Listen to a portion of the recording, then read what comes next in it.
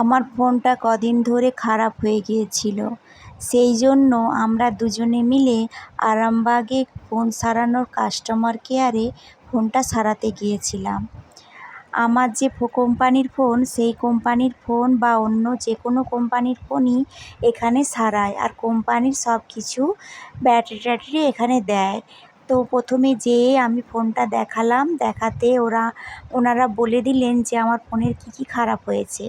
এই আমার ফোনের ব্যাটারিটা খারাপ হয়ে গেছে, স্পিকারটা খারাপ হয়ে গিয়েছিল, উপরের কাঁচটা ভেঙে গিয়েছিল। এই সবের বলার পরে ওনারা খুব দ্রুততার সঙ্গে আমার ফোনটা সারিয়ে দিলেন, আর ওনাদের ব্যবহারটাও খুব ভালো। তো যেখানে ওই কাস্টমার কেয়ারটা আছে ফোনের, সেটা হলো বসন্তপুর, আরামবাগ বসন্তপুর।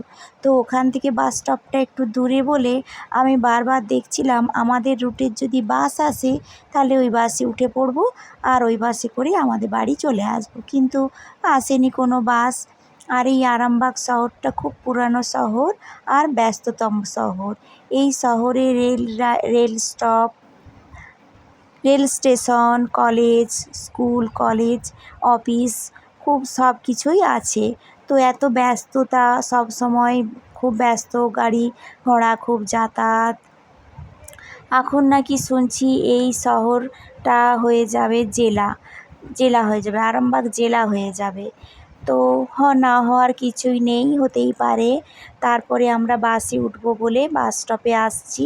আমরা পাবলিক বাসে করে বাড়ি আসিনি, পাবলিক বাস স্টপের ঠিকই পাশেই আছে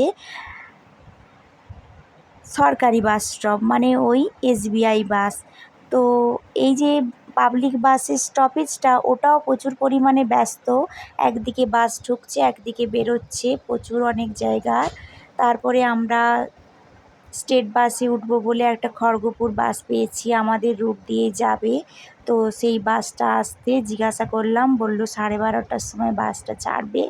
তখন বাজছিল 12:16। তো আমরা একটা সিট দেখে বসে গেলাম। বসার পরে আমার প্রচুর পরিমাণে গরম লাগছিল। তো এক পেপসি দোকানদার বিক্রি করতে এসেছিলো, পেপসিওয়ালা, একটা পেপসি কিনে খেতে শুরু করেছিলাম।